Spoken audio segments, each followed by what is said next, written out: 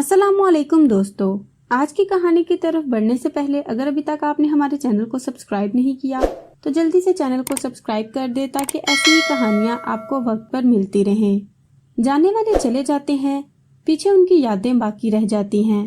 मेरे पास आज भी वो आईना है और उसकी यादें हैं, जबकि मैं 2 बच्चों की माँ और ज़ीशान की बीवी हूँ जो मुझसे बहुत प्यार करते हैं।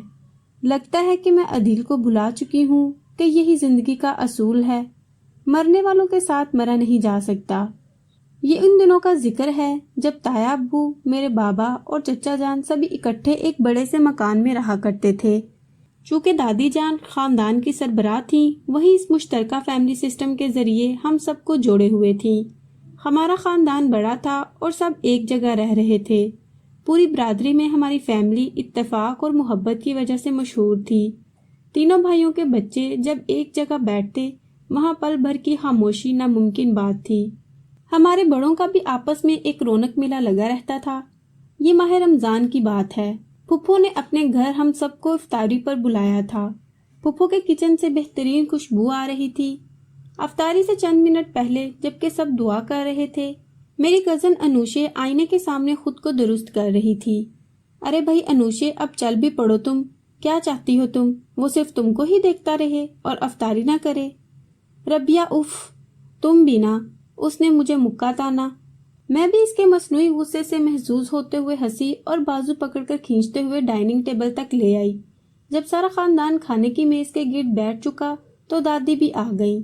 आते ही हम सब पर नजर डालकर कहा, माशाल्लाह, मेरी इस कायनात को नजर न लगे, हमेशा ऐसे ही हंसते बसते रहो। मुझे अपने तायाजाद अदील के सामने जगह मिली थी और अनूशे, जो बचपन से फुफ्फीजाद ज़ीशान को पसंद करती थी, वो ऐन उसके सामने विराजमान थी। हम सब कजन्स में बहुत गहरी दोस्ती थी, मगर अदील से मेरी दोस्ती सबसे ऊपर थी। वो मेरा बहुत ख्याल रखता और मैं भी उसकी हर बात मान लेती। दरअसल उसकी कोई बहन न थी और मेरा भी कोई भाई न था। शायद इसीलिए वो मेरी हर फरमाइश पूरी करता और मैं उसके हुक्म पर उसके सब काम खुद करती। मसलन उसके लिए चाय बनाना, उसकी शर्ट इस्त्री कर देना। अफ्तारी के बाद ही बातों बातों में फुफ्फो ने ये कहकर सबको चौंका दिया कि इस ईद पर कुछ नया प्रोग्राम करेंगे। क्या नया फुफ्फो? मैंने सवाल किया। ये तो ईद पर ही पता चलेगा, उन्होंने चहक कर जवाब दिया। रात चाय पीने के बाद बड़ों की महफिल ड्राइंग रूम में सजी और हम सब बाहर लॉन में बैठे थे। तभी मेरी निगाहें अदील को ढूंढने लगी। वो कमरे में होगा शायद, ये सोचते ही मैं लॉन से कमरे में गई। वाकई वो खिड़की से बाहर देख रहा था। अरे भाई, देखना ही है तो लॉन में आ जाओ, यहाँ अकेले क्यों खड़े हो? बाहर ठीक से नहीं देख पाता, तभी अंदर से सुकून से देख रहा हूँ। अच्छा भाई, अब बाहर चलो, सब वहाँ गपशप कर रहे हैं और तुम यहाँ तन्हाई की धीमी आग पर हाथ ताप रहे हो। मुझे लॉन में नहीं बैठना। तो फिर कहाँ चलना है? ऐसा करते हैं, बाहर चलते हैं आइसक्रीम खाने। चांद रात थी, हमने ढेर सारी शॉपिंग की और आखिर में आइसक्रीम खाकर घर आ गए। मैं इस अमर से बेखबर थी कि आज की रात के बाद मेरी जिंदगी यकसर बदल जाएगी। शॉपिंग के बाद रात में किचन में थी जब अदील आया और मुझे पैक किया हुआ एक डब्बा दिया। हैरान थी कि सारी शॉपिंग तो हमारे साथ की थी, फिर ये कब खरीदा? कमरे में जाना तो खोल कर देख लेना, पर इतना बता दूं कि इसमें मेरा चांद है। ये कहते ही वो मुस्कुराते हुए बाहर चला गया। वह मुझे बहुत बदला हुआ लगा। मैं फौरन अपने कमरे में गई और पैक खोला। इसमें एक खूबसूरत दिल के डिजाइन का लकड़ी से बना दरवाजा था। दरवाजा खोला तो इसमें एक आईना था जिसमें सिवाय अपने चेहरे के मुझे और कुछ नजर न आया। मैं उलझ गई, ये क्या? ये तो सिर्फ आईना है। मुस्कुराकर मैंने इसे ड्रेसिंग टेबल पर रख दिया कि बहुत प्यारा है। सुबह ईद थी, खुशी की नवीद थी। सभी तैयार हुए, नए कपड़े पहनकर एक दूसरे को ईद मुबारक कहा। कुछ देर बाद फुफ्फो अपने बेटे ज़ीशान के साथ आ गई। मैं और अनूशे उनके लिए चाय बनाने चले गए। जब हम चाय लेकर लौटे तो फुफ्फो दादी और वालिद साहब से कह रही थी कि रबिया को मुझे दे दो, मेरे ज़ीशान को वो बचपन से पसंद है। अब तो दोनों ने तालीम भी मुकम्मल कर ली है, मंगनी आजकल में कर लेते हैं। ये सुनकर अनूशे के हाथ से चाय की ट्रे छूट गई। अरे क्या हुआ? मैंने अनूशे से पूछा। मेरे हाथ में मिठाई की ट्रे थी। कुछ नहीं हुआ, बस ये सब टूट गया। कोई बात नहीं बेटा, और चाय बना लो, दादी ने कहा, और शकूर से कहो ये सब साफ कर दे। चाय के बर्तन ही नहीं, किसी का दिल भी टूटा है, पर इसकी किसी को खबर ना हुई। मंगनी ईद के तीसरे दिन रख लेते हैं, फुफ्फो ने कहा। ٹھیک ہے، ابو نے جواب دیا۔ رات کو انوشے بغیر کسی سے بات کیے اپنے کمرے میں جا کر سو گئی۔ میں نے عدیل کو دیکھا جو آدھی رات تک پرانے گیت سنتا تھا، آج وہ بھی غائب تھا۔ دونوں کے اس غیر معمولی رویہ پر میرے دل میں کھٹک سی ہوئی۔ جب امی ابو نے میرا فیصلہ معلوم کرنا چاہا تو میں نے کہا میں نے تو ایسا کبھی نہیں سوچا تھا، پر بیٹی تمہاری پھپھو ایسا چاہتی ہیں تاکہ وہ ہم سے جڑی رہے۔ تبھی مجھے انوشے کے آنسو یاد آ گئے۔ امی، انوشے بھی تو ہے، اس سے کر دینا ذیشان کی شادی۔ پر بیٹا ذیشان نے تمہارا نام لیا ہے، اگر انوشے کو پسند کرتا تو اسی کا نام لیتا۔ امی ابو الجھن میں ڈال کر چلے گئے اور میں سوچتی رہ گئی کہ انوشے ذیشان کو چاہتی ہے اور ذیشان مجھے چاہتا ہے، میں کس کو چاہتی ہوں؟ عدیل کا خیال آ گیا۔ رات کے 2 بج گئے اور وہ صبح سے گھر سے نکلا تھا، ابھی تک نہیں آیا، نہ جانے کہاں چلا گیا تھا۔ 3 بار فون لگا چکی تھی پر فون آف تھا اس کا۔ میں اس کے انتظار میں لان میں ٹہلنے لگی۔ اچانک گیٹ پر نظر گئی، وہ اندر آ رہا تھا۔ اس کا چہرہ اترا ہوا تھا اور آنکھیں سوجی ہوئی جیسے کہ بہت رویا ہو۔ میں اس کی طرف لپکی۔ کہاں تھے تم سارا دن؟ وہ خاموش بس میری طرف دیکھتا رہا، پھر میرا ہاتھ پکڑ کر لان میں پھولوں کی کیاری کے پاس بیٹھ گیا، جہاں ہم دونوں اکثر بیٹھا کرتے تھے اور باتیں کیا کرتے تھے۔ بتاؤ تو کیا ہوا ہے؟ میں نے ایک بار پھر پوچھا۔ کچھ دیر چپ رہنے کے بعد اس نے پوچھا، کیا تم نے ذیشان کے لیے ہاں کر دی؟ نہیں، تم اگر ہاں کر دو، وہ بہت اچھا لڑکا ہے، تم کو بہت خوش رکھے گا، تمہیں بھی پسند کرتا ہے وہ، اس نے ایک سانس میں ہی کہہ ڈالا۔ نہیں، میں نہیں کر سکتی، میں نے جلدی سے کہا۔ کیوں؟ کیا تم کسی اور سے پیار کرتی ہو؟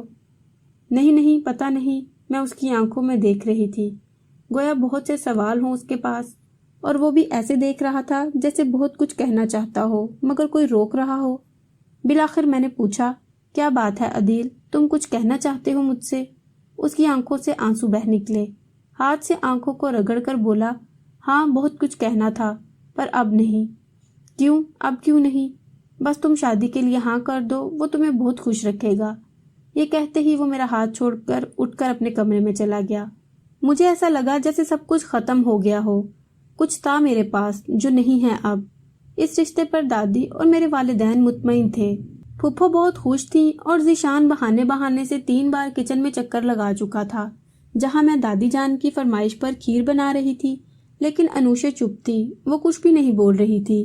میں نے اسے بہت سمجھایا کہ جاؤ اور جا کر ذیشان سے اپنے دل کی بات کہہ دو، پر وہ نہ مانی۔ کہنے لگی، وہ مجھ سے نہیں تم سے پیار کرتا ہے اور تم چاہتی ہو میں اس سے اپنے لیے پیار کی بھیک مانگوں۔ انوشے کچھ نہ سمجھی اور مجھے یہ سمجھ نہیں آ رہا تھا کہ میں کیا کروں، کس سے بات کروں۔ اوپر سے مجھے عدیل کی سمجھ نہیں آ رہی تھی، پتہ نہیں اسے کیا ہو گیا تھا۔ آج پھر وہ صبح سے گھر پر نہیں تھا۔ میں جانے انجانے بھی سارا دن اسے ڈھونڈتی پھرتی، 3 دن گزرتے، دیر نہ لگی، منگنی کی شام آ گئی۔ انوشے خود مجھے رسم منگنی کے لیے تیار کرنے لگی، لاکھ کوشش کے باوجود وہ خوش نظر نہیں آ رہی تھی۔ رسم منگنی کے وقت عدیل بالکل میرے سامنے کھڑا تھا، لیکن اس کی نظریں مجھ پر نہیں ذیشان پر تھیں۔ وہ رشک بھری نگاہوں سے اس کی طرف دیکھ رہا تھا۔ تقریب کے دوران پھپھو نے ایک اور فرمائش کر دی، کہنے لگی، بھائی مجھ سے اب اور انتظار نہ ہوگا، آپ مجھے شادی کی تاریخ دے دیں۔ بابا نے کہا، جب چاہو آ کر اپنی بہو کو لے جانا، اب یہ ہمارے گھر تمہاری امانت ہے۔ تبھی 1 ماہ بعد کی 20 تاریخ کا تعین ہوا۔ میری حالت تو ایسی تھی کہ کاٹو تو لہو نہیں بدن میں، جانے کیا ہو گیا تھا مجھے کہ ہر وقت کھوئی کھوئی سی رہنے لگی۔ 1 مہینہ گزرتے دیر نہ لگی، تیاریاں مکمل ہو گئی تھیں۔ اس دوران میرا BA کا رزلٹ آ گیا، جبکہ انوشے جو میری کلاس فیلو بھی تھی، ہم دونوں پاس ہو گئیں۔ میں تھوڑے زیادہ نمبروں سے پاس ہوئی تھی، پر مجھے کوئی خاص خوشی نہ تھی۔ لیکن جب انوشے نے رزلٹ دیکھا تو کہنے لگی، دیکھو میں ایک بار پھر تم سے 1 قدم پیچھے رہ گئی۔ یہ بات اس نے کچھ اس طرح کہی کہ مجھے محسوس ہوا کہ میں بہت غلط کر رہی ہوں، مجھے ذیشان سے شادی نہیں کرنی چاہیے۔ سوچتے سوچتے شادی میں 2 دن رہ گئے، بالآخر میں ایک فیصلے کو پہنچ گئی۔ رات 8 بجے کے قریب میں نے ذیشان کو چھت پر بلایا اور کہہ دیا کہ دیکھو شانی، میری بات غور سے سنو، انوشے تم سے پیار کرتی ہے۔ کیا کہہ رہی ہو تم؟ انوشے مجھ سے؟ اس نے پریشان ہو کر میری طرف دیکھا۔ ہاں تم سے، میں نے جواب دیا۔ وہ بچپن سے تم سے محبت کرتی ہے اور میں یہ جانتے ہوئے بھی کہ وہ تم سے محبت کرتی ہے کیسے شادی کر سکتی ہوں؟ پر اب کیا ہو سکتا ہے، میں تو تم سے محبت کرتا ہوں نا، وہ بھی بچپن سے۔ شان نے کندھے اچکاتے ہوئے کہا، میں نہیں جانتی، وہ نہ صرف میری کزن بلکہ میری پیاری دوست ہے۔ اس ایک ماہ میں اس نے مجھ سے صرف 3 بار بات کی ہے، وہ جو 1 منٹ مجھ سے دور نہ رہتی تھی۔ میں نے اسے کھو دیا ہے شان، بہت کچھ کھو دیا ہے میں نے کھوئے کھوئے انداز میں کہا۔ ذیشان نے سوالیہ نظروں سے میری طرف دیکھا۔ اب کچھ کرو نہ شانی، میں کچھ نہیں کر سکتا، اب شادی میں 2 دن رہ گئے ہیں، میں کیا کروں اس میں؟ اور ویسے بھی میں انوشے سے پیار نہیں کرتا، میری نظریں تو ہمیشہ تم پر لگی تھی۔ اس نے میرا ہاتھ پکڑنا چاہا، تبھی میں تیزی سے نیچے جانے کو مڑی۔ کیا دیکھتی ہوں، انوشے سیڑھیوں پر کھڑی میری باتیں سن رہی تھی۔ میرے تو ہاتھ پاؤں پھول گئے۔ تم کیا سمجھتی ہو کہ میں اس کا خیرات میں دیا پیار لے لوں گی؟ ہرگز نہیں، جب وہ مجھ سے پیار ہی نہیں کرتا تو کیا فائدہ؟ میں جب بھی اس کی آنکھوں میں دیکھوں گی مجھے تم ہی نظر آؤ گی۔ میں اس سے شادی کبھی نہیں کر سکتی، چاہے تم مجھ سے شادی کرو یا نہ کرو۔ اور ہاں، یہ کیا تم کہہ رہی تھی کہ تم نے مجھے کھو دیا ہے؟ وہ میرے ہاتھ اپنے ہاتھوں میں لیتے ہوئے بولی، میں اب بھی تمہارے ساتھ ہی ہوں، ویسی ہی ہوں، بس کچھ وقت تو لگے گا، پھر ٹھیک ہو جاؤں گی۔ اب تم آرام سے سو جاؤ۔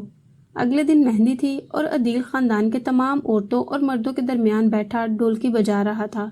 میرے ہاتھوں پر ذیشان کے نام کی مہندی لگ رہی تھی، پر میں اب بھی خوش نہ تھی۔ مہندی کی رسم ختم ہونے کے بعد سب اپنے کمروں میں جا رہے تھے، تبھی میں نے عدیل کو لان میں جاتے دیکھا۔ وہ پھولوں کی کیاری کے پاس بیٹھا تھا۔ جب میں نے اسے کہتے سنا کہ میں تم سے بہت پیار کرتا ہوں، بہت چاہتا ہوں، بچپن سے لے کر آج تک میں نے صرف اور صرف تم ہی کو چاہا تھا، پر میں کیا کروں، تم میری کبھی نہیں ہو سکتی۔ شاید میں نے بہت دیر کر دی، تم کو یہ بات نہ بتا پایا، اور پھپھو نے مجھ سے پہلے ہی تم کو مانگ لیا، یا پھر اوپر والے نے تمہیں میری قسمت میں لکھا ہی نہیں تھا۔ میری سب سے بڑی ایک ہی آرزو تھی، تمہیں پانے کی آرزو۔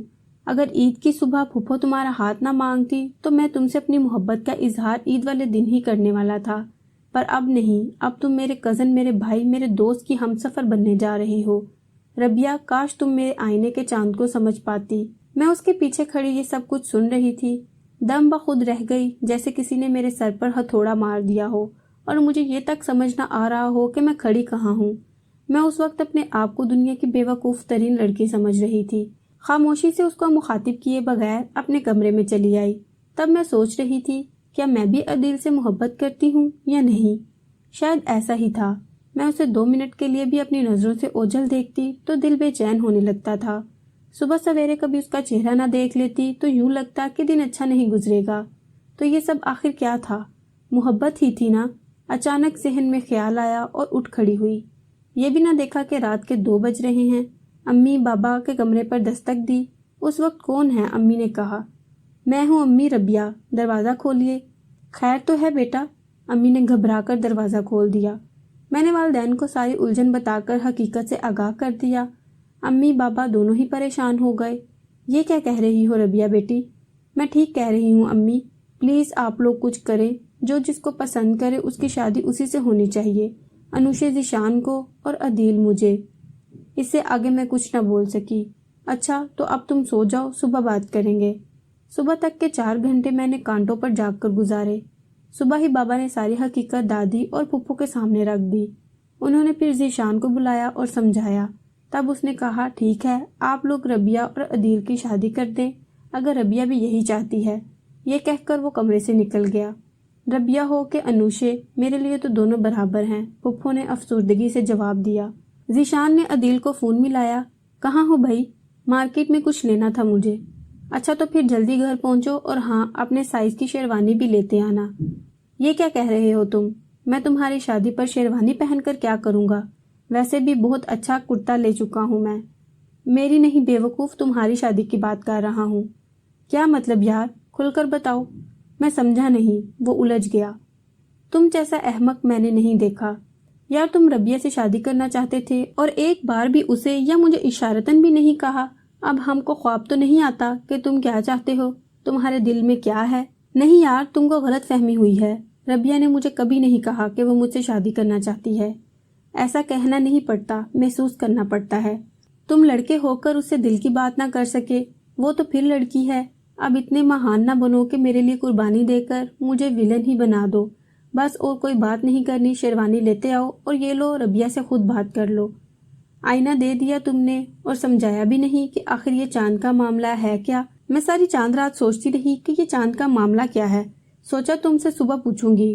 تم تو جانتے ہو کہ میں ازل کی بے وقوف ہوں اور صبح تو گھر کا نقشہ ہی بدلا ہوا تھا۔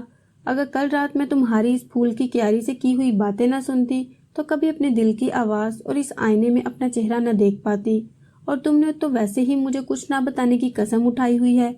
اچھا اب شیروانی لے آنا۔ انوشا چھت پر تھی۔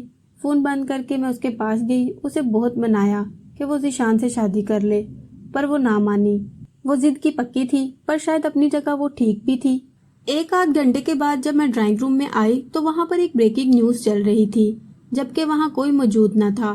پتہ نہیں کون ٹی وی آن کر کے چلا گیا ہے۔ میں ریموٹ اٹھا کر بند کرنے لگی تو ایک دم ساکت رہ گئی۔ لاہور کے کسی بڑے شاپنگ مال میں آگ لگی تھی۔ 8 لوگ دھم گھٹنے کی وجہ سے جان سے گزر چکے تھے، جبکہ 50 زخمی تھے۔ پاکستان کے حالات جانے کب ٹھیک ہوں گے۔ جو لوگ مر چکے تھے ان کی ڈیڈ باڈیز باہر لائن میں رکھی گئی تھی۔ یہ چہرہ نہیں، یہ وہ نہیں ہو سکتا۔ میری آواز سن کر سب نیچے آ گئے۔ کیا ہوا ربیہ؟ امی یہ دیکھیں، یہ نہیں ہو سکتا۔ میری زبان لڑکھڑانے لگی۔ تبھی میں زمین پر گر گئی اور لکڑی کے میز کا کونا میرے سر کے پیچھے والی سائڈ پر لگا۔ میں بے ہوش ہو گئی۔ کسی کو یقین نہ آئے گا کہ وہ بے ہوشی 1 سال تک رہی۔ میں کومے میں چلی گئی تھی۔ میں جب کومے سے بیدار ہوئی تو اپنے کمرے کو اسپتال کی مانند پایا۔ امی میں کہاں ہوں؟ تم اپنے کمرے میں ہو۔ میری بچی تم ٹھیک ہو؟ ان کی خوشی دیکھنے والی تھی، لیکن اگلے ہی لمحے وہ اداس ہو گئیں کیونکہ عدیل اس دنیا میں نہ رہا تھا۔ اسے مارکیٹ میں آگ کے حادثے نے نگل لیا تھا، اور اس حادثے کو اب 1 سال گزر چکا تھا۔ کچھ عرصہ گزرنے کے بعد جب میں ٹھیک ہوئی تو امی نے مجھے کہا، ہماری بات مان لو، ہم نے بہت دکھ دیکھ لیا ہے۔ ہماری بات مانو گی تبھی عدیل کی روح کو بھی سکون مل جائے گا۔ ماں باپ، پھپھو اور بوڑھی دادی کی خاطر بالآخر مجھے سر جھکانا ہی پڑا اور میں رشتہ ازدواج میں منسلک ہو گئی۔ اب میں اور ذیشان مل کر عدیل کی یاد تازہ کر لیتے ہیں، جبکہ انوشے ایم فل کرنے کے بعد لندن چلی گئی۔ عدیل چلا گیا، مگر اس کی یادیں ہمیشہ ہمارے دلوں میں تر و تازہ رہیں گی۔ اب بھی لوگ ایسی محبت کرتے ہیں دوستو، اور کہیں اب بھی صرف جسموں کا کھیل ہے۔ کیسی لگی آپ کو یہ کہانی؟ کمنٹ باکس میں ضرور بتائیے گا۔